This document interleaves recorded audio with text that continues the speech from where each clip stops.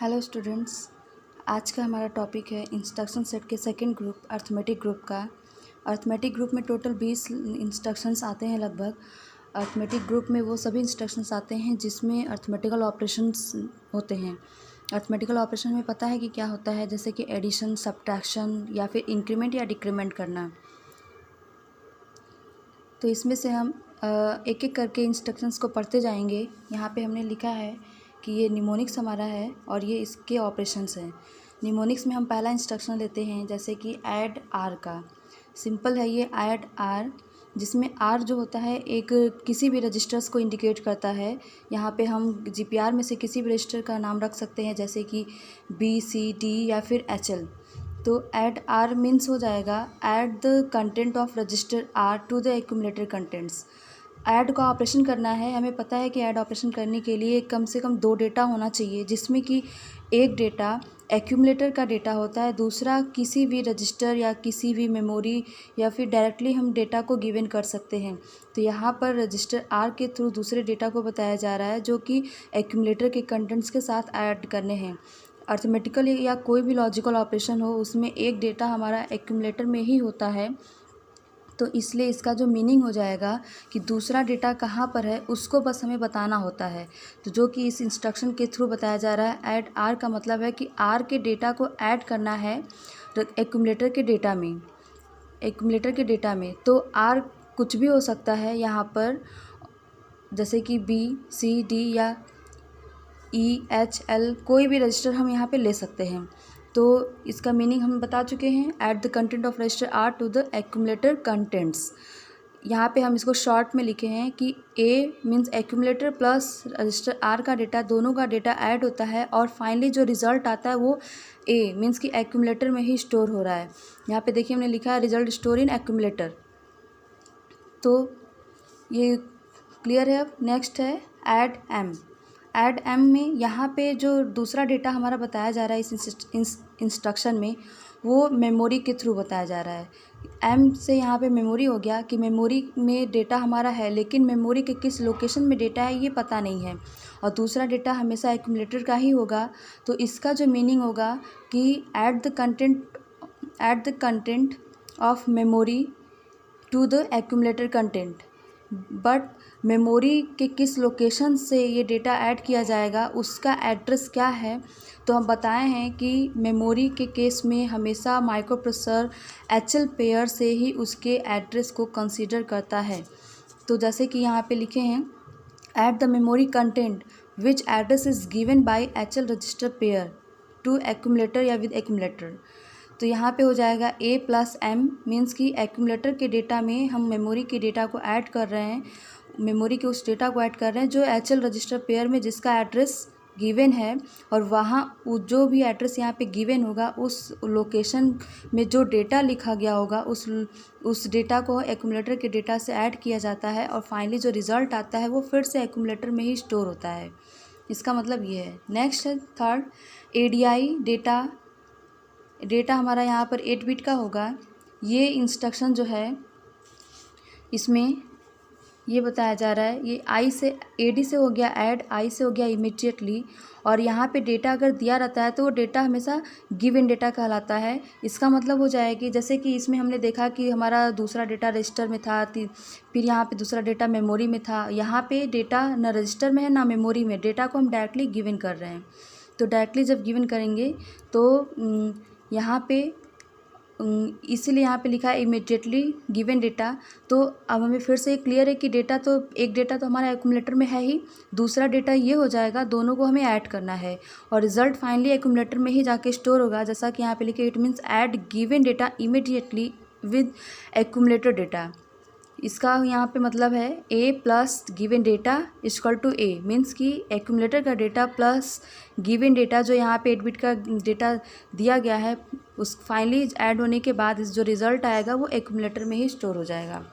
ये 3 तरीके के टोटल इंस्ट्रक्शंस हो गए यहाँ पर, जिसमें ये दोनों 1 बाइट के इंस्ट्रक्शन है और ये हमारा 2 बाइट का इंस्ट्रक्शन है। Now next instruction ADCR means कि ऐड विद कैरी। यहाँ पे AD से ऐड हो जाएगा और C से कैरी हो जाएगा।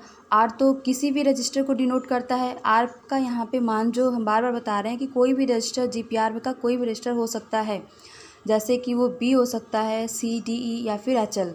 इसका मतलब क्या होगा कि add register R contents and carry bit with accumulator contents. यहाँ पर जैसे शॉर्ट में इसको हम समझे, यहाँ पे जो लिखा है हमने, एक्यूमुलेटर का डेटा तो रहेगा ही, प्लस R रजिस्टर के डेटा को हमें ऐड करना है एक्यूमुलेटर में। इसके साथ ही हमें एक कैरी बिट को भी ऐड करना है, जो कि यहाँ पे C से कैरी है, कैरी बिट को भी ऐड करना है। तीनों को ऐड करेंगे, फाइनली जो रिजल्ट आएगा वो फिर से एक्यूमुलेटर में ही स्टोर होगा। इसका मतलब ये हो गया। नेक्स्ट है, सेम वही चीज़ है यहाँ पर, बस यहाँ पे रजिस्टर R न देकर यहाँ पे मेमोरी दिया गया है, बाकी सबका मीनिंग सेम है।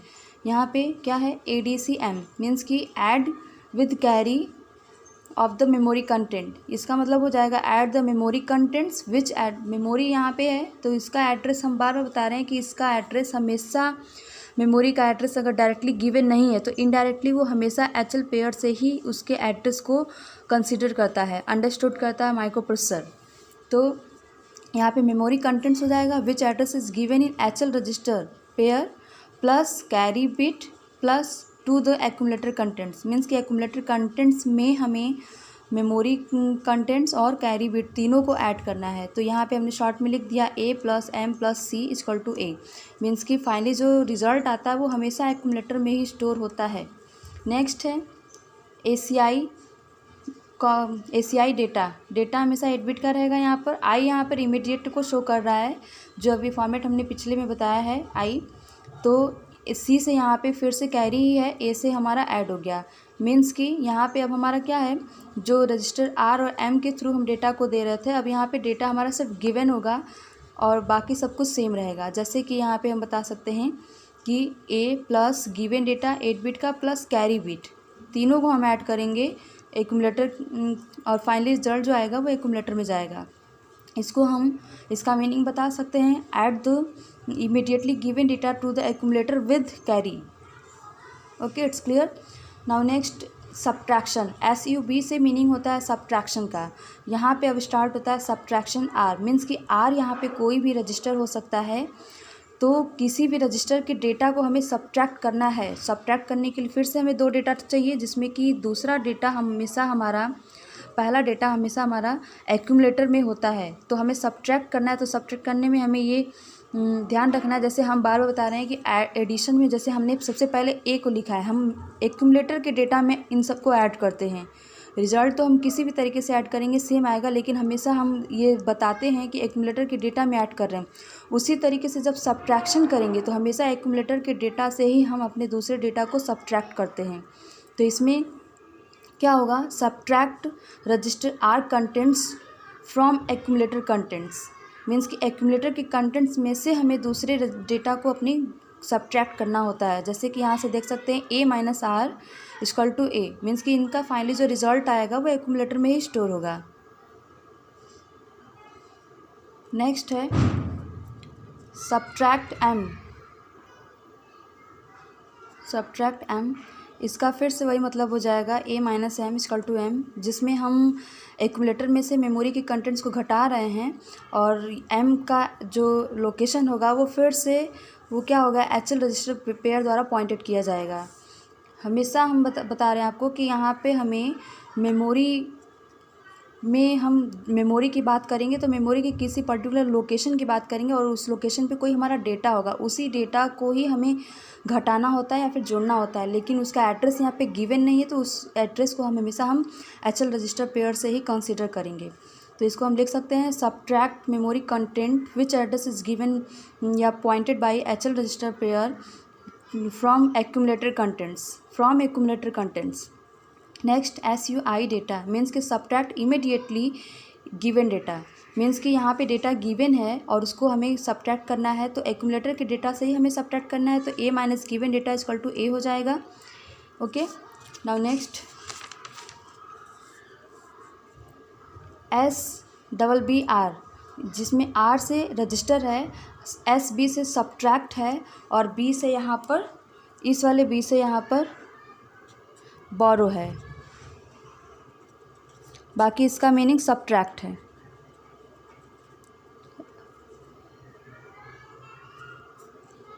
जैसे हम उस एडिशन में कैरी की बात कर रहे थे, यहाँ पे अब हम बोरो की भी बात करेंगे। मीन्स कि सब्ट्रैक्ट करना है डेटा को, एक्यूमुलेटर के डेटा से रजिस्टर आर के डेटा को सब्ट्रैक्ट करना है, लेकिन साथ ही हमें एक बोरो को भी सब्ट्रैक्ट करना है। यहाँ पे हम शॉर्ट में देख सकते हैं A - R - B, मीन्स कि कैरी फ्लैग कंटेंट। ये जो बी होता है ये बोरो आता कहाँ से है, ये कैरी फ्लैग कंटेंट्स को ही कंसिडर किया जाता है बोरो के केस में। या सब्ट्रैक्शन के केस में हम जैसे कि एडिशन के केस में कैरी फ्लैग से ही लेते हैं, यहाँ पे बोरो को भी हम कैरी फ्लैग से ही कंसिडर करेंगे और फाइनली रिजल्ट जो होगा वो एक्यूमुलेटर में स्टोर होगा। तो इसका हम मीनिंग बता सकते हैं, subtract with borrow the contents of register R from accumulator along with carry. Okay, next SBBM means कि subtract with borrow of memory contents. ये सेम है यहाँ पे इसकी तरह, यहाँ पे बस R की जगह पे हम क्या करेंगे, मेमोरी कर देंगे। यहाँ पे A - M - B = A रहेगा, जिसमें हम N को फिर से बताएंगे कि उसका एड्रेस जो है वो HL रजिस्टर पेयर से कंसिडर किया जाएगा। अब यहाँ पे है SBI डेटा 8 बिट का। SBI फिर से वही है, subtract along with borrow immediately given data. यहाँ पे हम ये कर लेंगे, एक्यूमुलेटर के डेटा में हम 8 बिट डेटा को घटाएंगे और साथ ही एक बोरो को भी घटा देंगे। बोरो हमेशा हम कैरी फ्लैग से ही कंसीडर करते हैं और रिज़ल्ट उसका एक्यूमुलेटर में स्टोर होगा। इसका इन सब का मीनिंग्स आप देख सकते हैं, हिंदी में भी देख सकते हैं, बुक में दिया है, वहाँ से आप बस पढ़ लेंगे, आपको क्लियर हो जाएगा। अब नेक्स्ट है INR। INR से होता है इंक्रीमेंट यहाँ पर, और R से रजिस्टर। मीन्स कि हम यहाँ पे रजिस्टर में फिर से यहाँ पे लिख दिया कि कोई भी रजिस्टर हम ले सकते हैं, साथ ही एक्यूमुलेटर भी हमारा एक रजिस्टर है, उसको भी ले सकते हैं। तो इसका मतलब ये होता है कि हमें रजिस्टर R के कंटेंट्स को इंक्रीमेंट करना है। तो इंक्रीमेंट या डिक्रीमेंट हमेशा 1 से ही होता है केवल। तो इसका मीनिंग सिंपल सा है कि इंक्रीमेंट रजिस्टर R by